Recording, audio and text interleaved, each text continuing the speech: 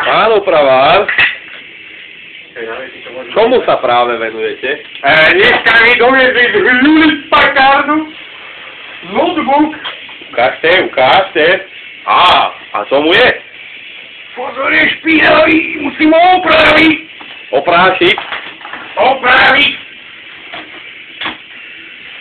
No kokos, to bude. To zase pôjde. Jak neposlúcha, musíte si to lepšie ukotviť.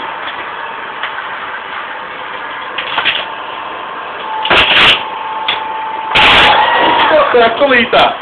Notebook. No ja.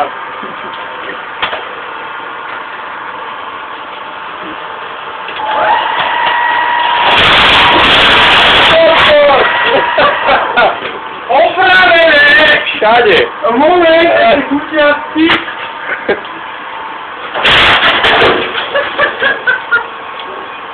Opravené!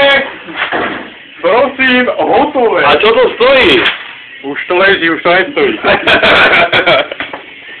Opravené!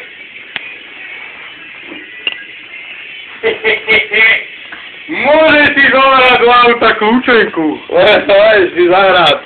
Ty z dvojku. Toto je originál príprava na Warcraft. Už je aj po Warcrafte. Môžem ťa jebať.